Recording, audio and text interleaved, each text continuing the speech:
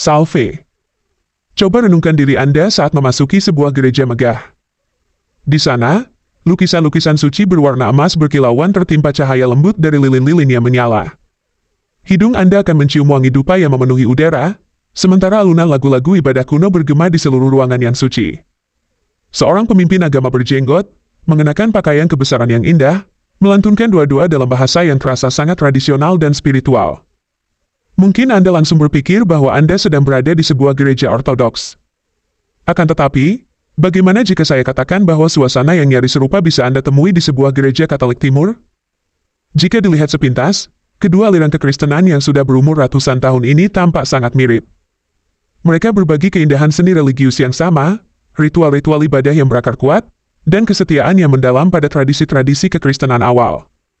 Namun, di balik kemiripan ini tersembunyi sebuah kisah panjang tentang perpecahan, pertentangan teologis, dan perbedaan pandangan mengenai kepemimpinan dalam gereja. Perbedaan-perbedaan inilah yang telah memisahkan mereka selama hampir 1000 tahun. Selama berabad-abad, orang bertanya-tanya, sebenarnya, apa yang membuat Ortodoks berbeda dari Katolik Timur? Apakah keduanya hanyalah dua sisi dari mata uang yang sama? Ataukah mereka memiliki keyakinan yang benar-benar berbeda? Dan yang mungkin paling penting, faktor-faktor historis apa yang menyebabkan mereka berpisah di masa lalu? Mari ikut bersama kami dalam perjalanan untuk memahami perbedaan-perbedaan utama antara kedua tradisi Kristen yang kaya ini. Kita akan menelusuri asal-usul sejarah mereka, mengungkap pandangan yang berbeda tentang bagaimana gereja seharusnya dipimpin, mempelajari detail praktik-praktik ibadah mereka, dan memahami perbedaan teologis mereka, terutama mengenai apa yang terjadi setelah kematian. Setelah kita selesai menjelajahi topik ini, Anda akan lebih menghargai betapa rumitnya sejarah kekristenan dan betapa pentingnya perbedaan-perbedaan tipis yang terus membentuk kedua cabang iman kuno ini. Mari kita mulai membuka tabir perbedaan menarik antara kekristenan Katolik Timur dan kekristenan Ortodoks. Aku percaya akan Roh Kudus, Gereja Kristus yang kudus, persekutuan para kudus, pengampunan dosa, kebangkitan badan, kehidupan yang kekal.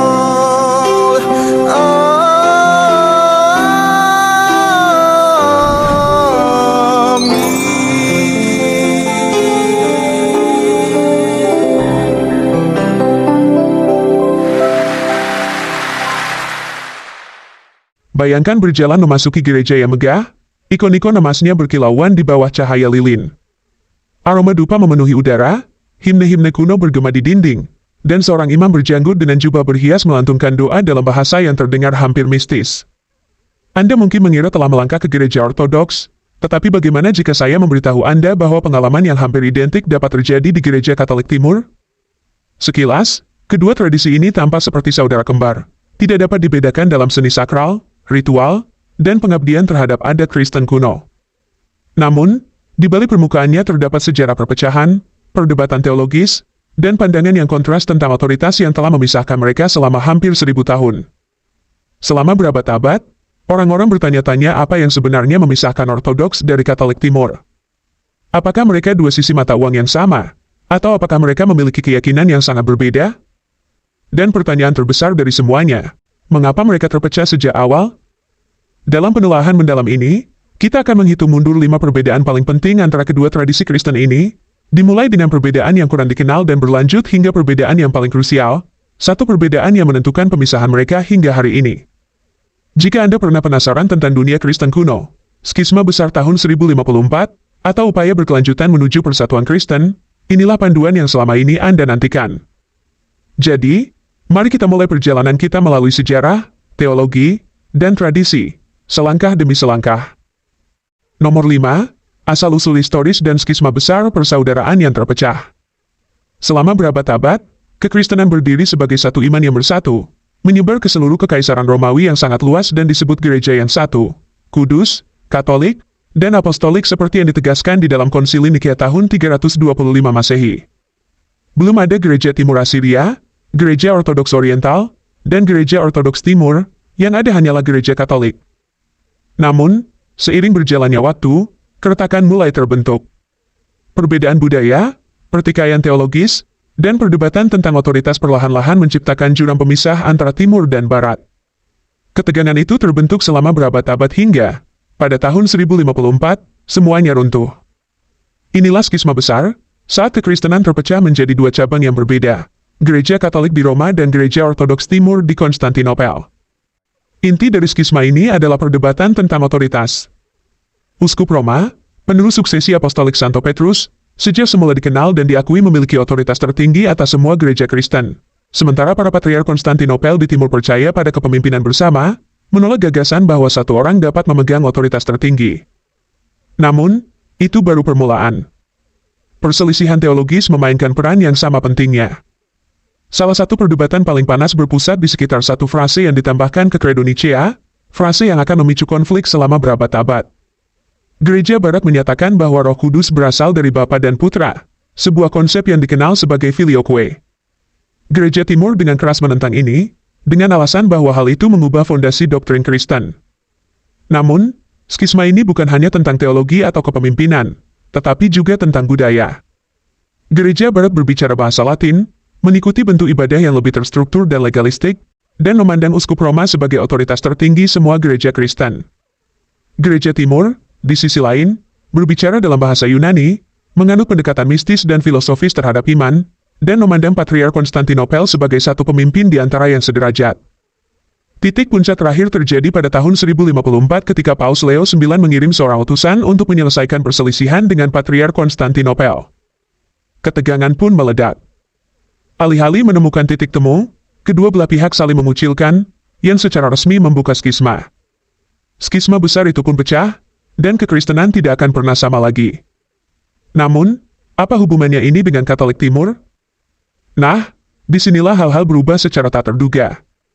Sementara sebagian besar umat Kristen Timur tetap Ortodoks Timur, seiring berjalannya waktu, beberapa kelompok gereja Ortodoks memilih untuk bersatu kembali dengan tahta suci di Roma. Namun, mereka tidak meninggalkan tradisi Timur mereka. Tradisi-tradisi ini menjadi gereja-gereja Katolik Timur, komunitas-komunitas yang tampak dan beribadah seperti Ortodoks tetapi memilih untuk setia kepada Uskup Roma sebagai otoritas tertinggi gereja Kristen. Jadi, sekarang kita memiliki dua kelompok yang tampaknya hampir identik dalam iman, tetapi mereka mengikuti dua jalan yang sangat berbeda. Yang satu berpihak pada Roma, yang lain berdiri terpisah. Dan meskipun sejarah mereka saling terkait erat, perbedaan mereka jauh melampaui siapa yang mereka ikuti. Selanjutnya, kita akan menyelami lebih dalam 4 perbedaan terbesar antara Katolik Timur dan Ortodoks, perbedaan yang terus membentuk gereja Kristen yang apostolik hingga hari ini. Nomor 4, peran Paus, harapan otoritas tertinggi atau yang pertama di antara yang sederajat. Inti dari perpecahan besar dan salah satu perbedaan paling mendasar antara Katolik Timur dan Ortodoks adalah peran Paus atau Uskup Roma. Ini bukan sekadar masalah tradisi, ini masalah kepemimpinan, otoritas, dan struktur gereja itu sendiri. Mari kita mulai dengan gereja Ortodoks.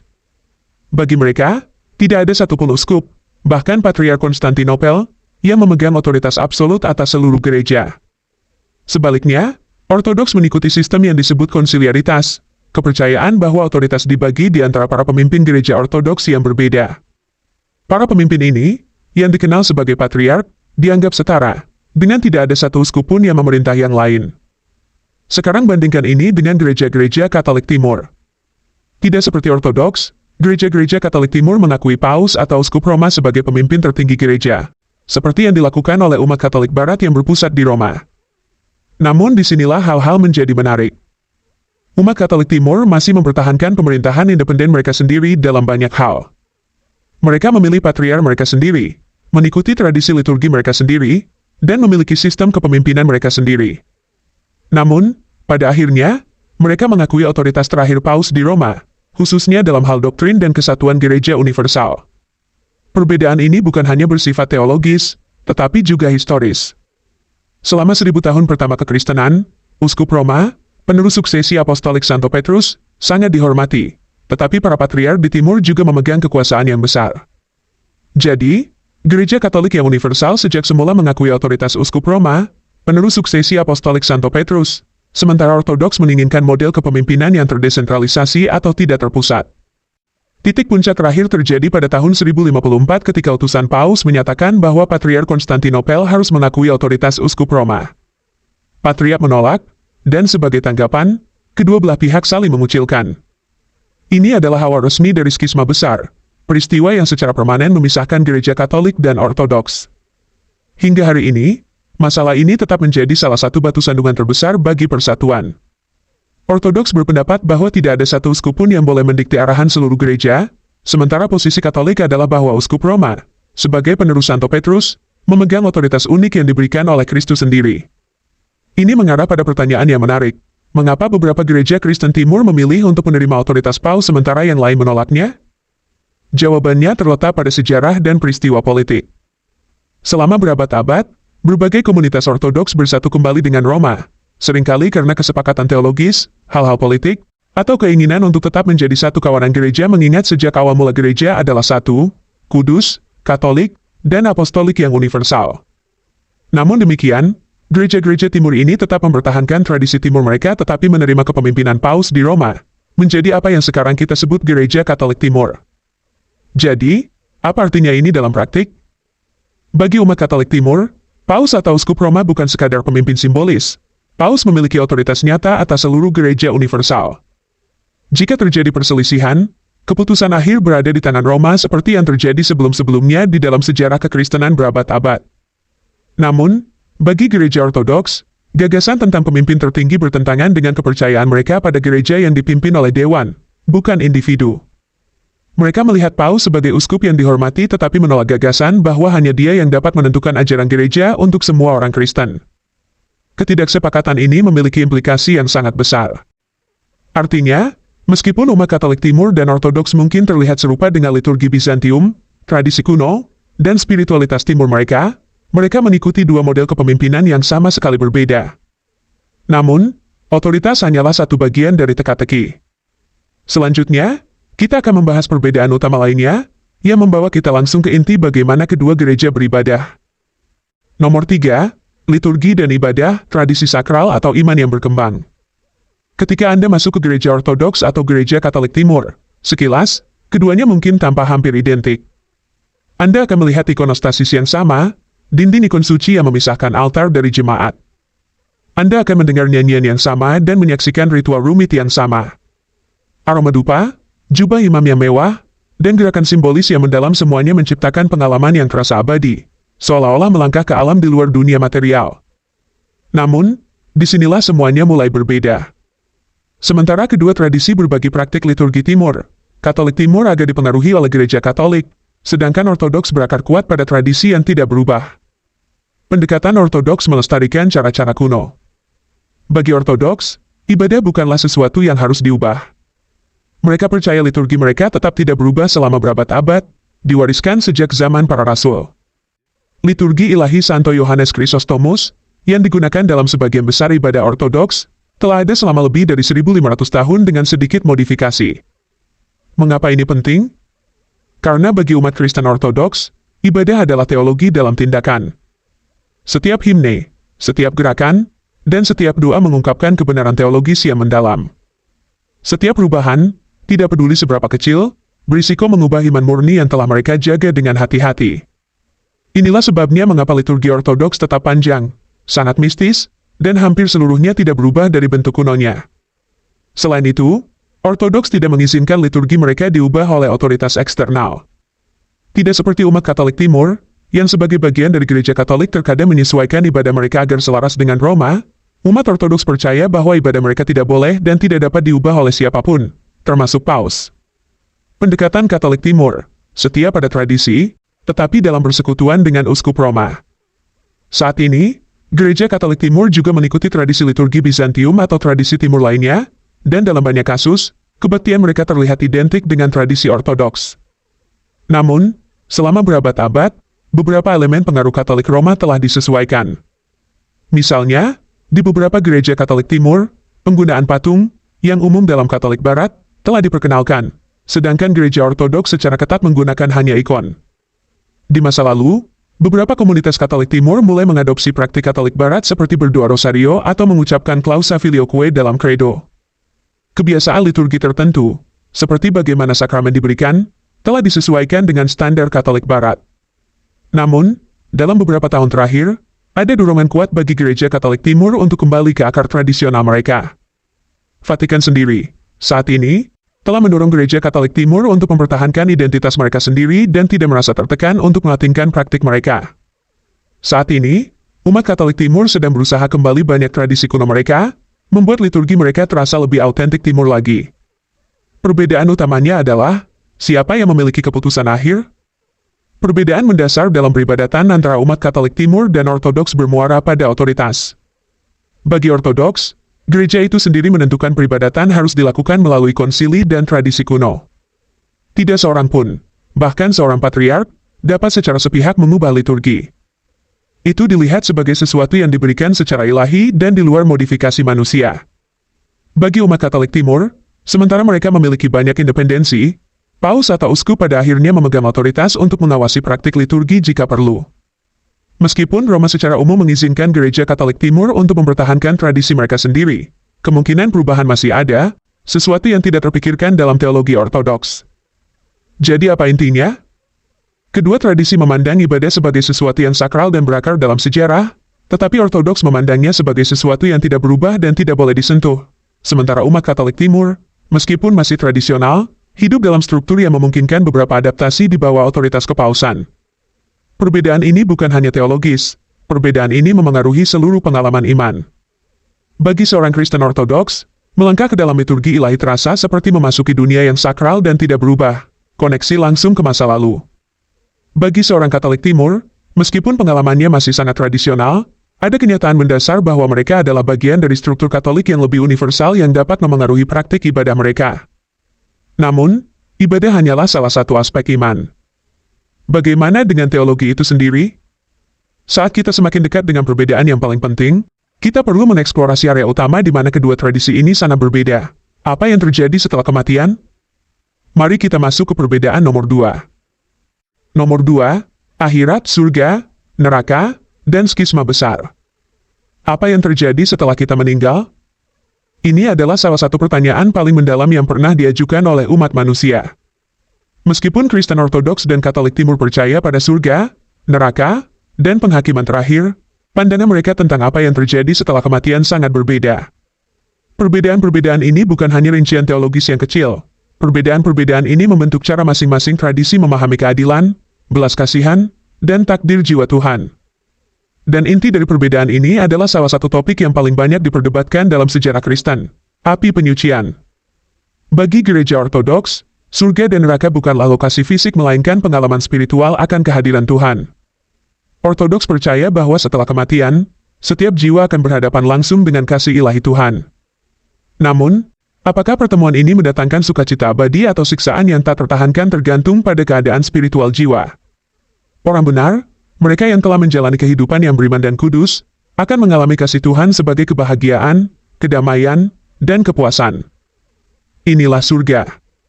Orang tidak benar, mereka yang telah menolak Tuhan, akan mengalami kasih ilahi yang sama sebagai penderitaan, penyesalan, dan kesedihan. Inilah neraka. Tuhan tidak mengirim manusia ke neraka. Sebaliknya, mereka yang menjauhkan diri darinya merasakan kehadirannya sebagai api yang tak tertahankan.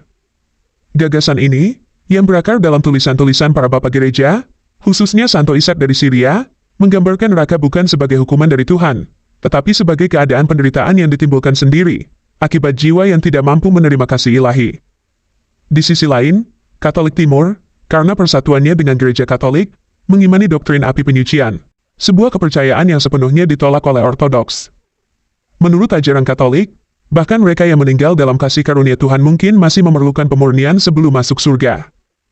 Api penyucian bukanlah kesempatan kedua untuk keselamatan, juga bukan tempat hukuman.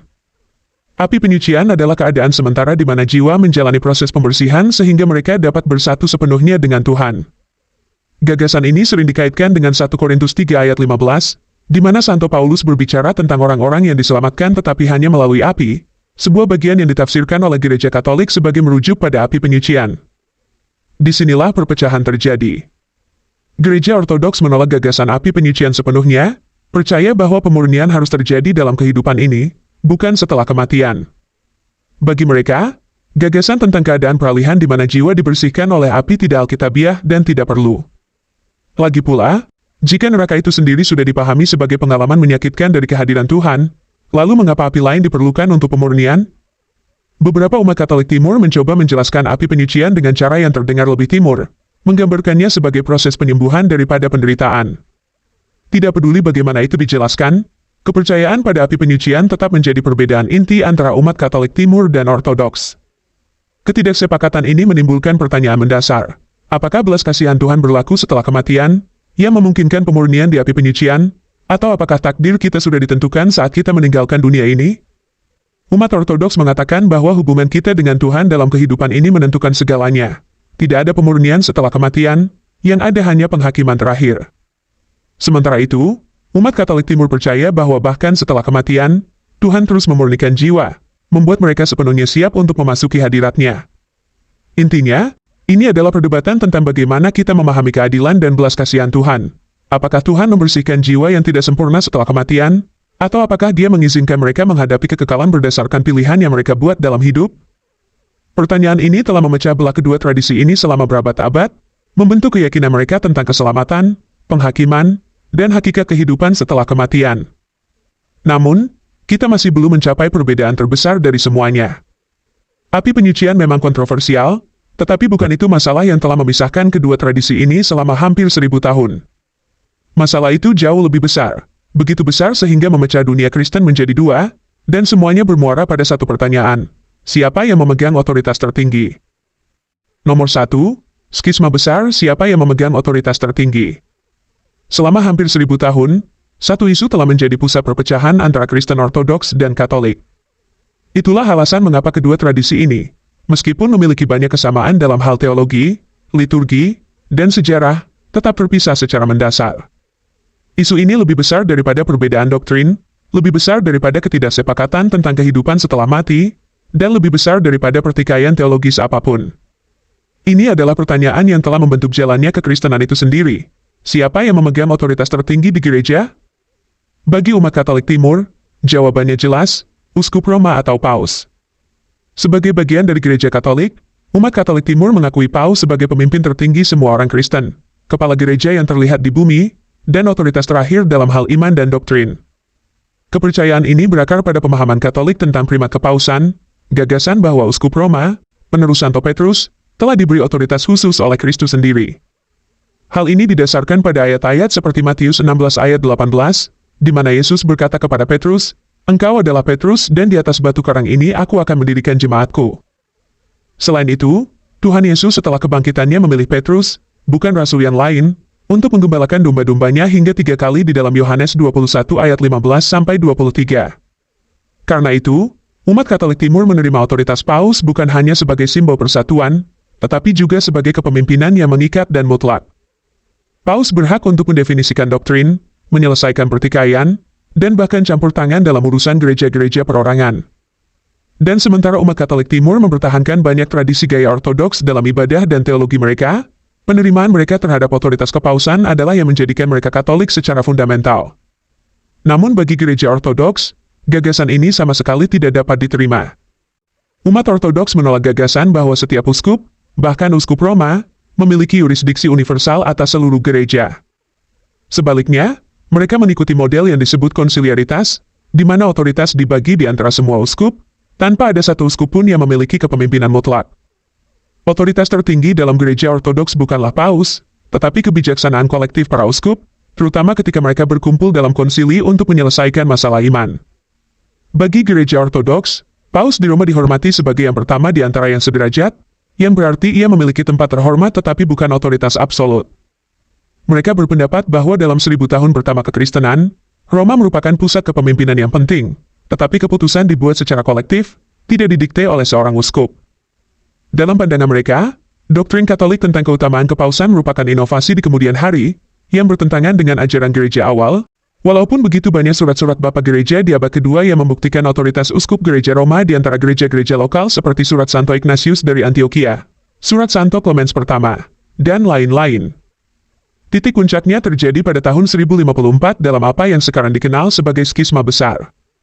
Inilah saat ketika dunia Kristen secara resmi terbagi menjadi dua, gereja Katolik di barat dan gereja Ortodoks di timur. Penyebab langsungnya adalah pertikaian antara uskup Roma dan Patriark Konstantinopel, tetapi masalah yang lebih dalam adalah pertanyaan tentang otoritas. Siapa yang memiliki keputusan akhir di gereja? Bagi gereja Katolik, otoritas paus ditetapkan secara ilahi dan diperlukan untuk menjaga kesatuan.